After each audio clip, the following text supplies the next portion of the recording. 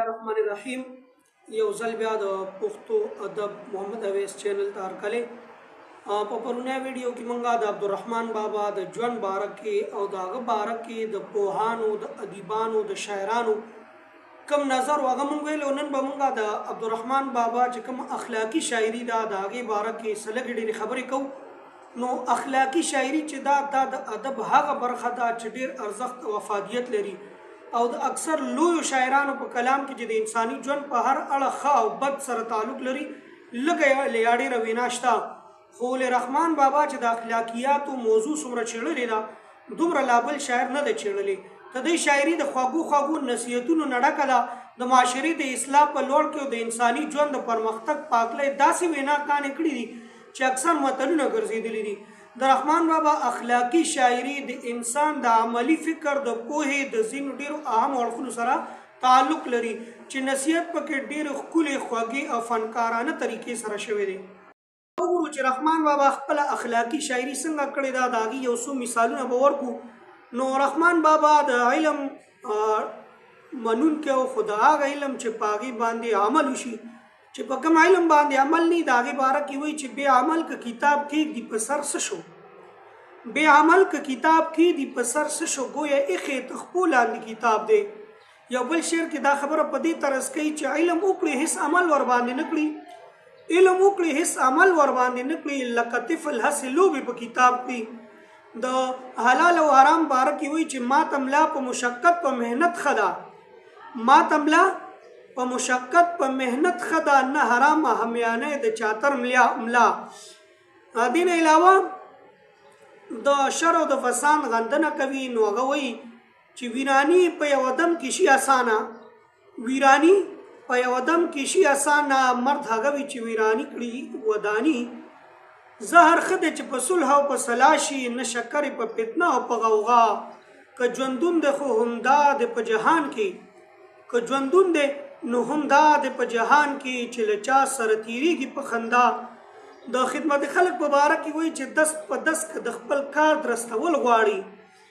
دست په دست که د خپل کار درستول غواړي، له پخوا نه ځان لومبې د بل په کار شه. د خاکسارۍ او عاجزۍ درس داسې ورکوي چې دهقان کر په لوړه ځمکه باندې نه کړه، دهقان کر په لوړه ځمکه باندې نه کړه، سرکوزي کوه چې بڼ دې مرغزار شي. او د وخت قدر په هکله وایي هره چاره چې تر وخت تېره شي عنقا شي، هره چار چې د وخت تېره شي عنقا شي. عنقا نه دی په دام انخته د چا، تر ورخه تېرې اوبه بیرته نه جاروزي، تر ورخه تېرې اوبه بیرته په چارو نه وځي، نه چاروزي تېر ساعت په بیرته بیا. او د بې انصافۍ په باره کې وایي چې که څوک تله د انصاف په لاس کې درکړي،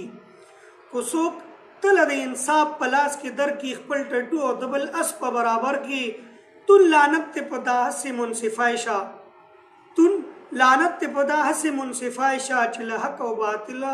ګذر وکړي. نو دا د عبدالرحمن بابا اخلاقي شاعري وه چې یو څو مثالونه نور د هغه اخلاقي شاعري چې دا د هغې نه کتابونه ډک دي د هر چا په خوله باندې ده. صرف دا د مثال په توګه باندې یو څو مثالونه مې ستاسو وړاندې کېښودل. د رحمان بابا چې کومه عشقیه شاعري وه او کوم عاشقانه مزاج و نو د هغې باره کې به یو څو خبرې وکړو. نو رحمان بابا په خپله شاعرۍ کې د عشق او محبت د جام د خوږو او ترخو ګوټونو کیفیت داسې په خوندانه انداز کې بیان کړي دي چې پښتو ژبه یې بېشانه خوږه کړې ده. د ده په کلام کې د پاکو سپېڅلو عشقیه احساساتو برخه د نورو مضمونونو نه زیاته څرګنده ده چې پکې د مینې محبت، جذب، درد، سوز و ساز، ناز و نیاز، هجران، وصل د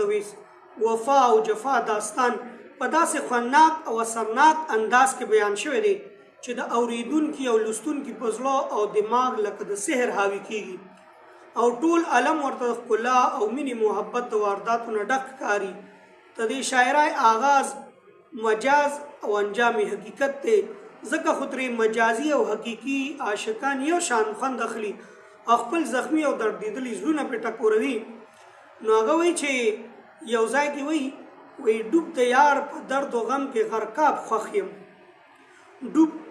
د یار په غم کې غرقاب خوښ یم په دا اور کې بې طاقته بېتاب خوښ یم د توبې د اونې سوری مې خوښ نه دی د توبې د اونې سوری مې خوښ نه دی ستا د مخ په لمبو سوی کباب خوښ یم عشق د دنیا له ټولو کارونو نه غوره ګڼي نو هغه وایي تر عشقه غوره بل څه کار په دنیا نشته د عشقه غوره بل څه کار په دنیا نشته تر همه کارونو غوره کار دی دا او بل ځای وایي زه عاشق په سر و کار مې دل عشقه زه عاشق یم سر و کار مې دل عشقه نه خلیل نه داودزی نه ممند یم او خپل محبوب یو لحظې دپاره هم نه هېروئ نو هغه وایي چې هسې یاد یې همیشه مدام زما هسې یاد یې همیشه مدام زما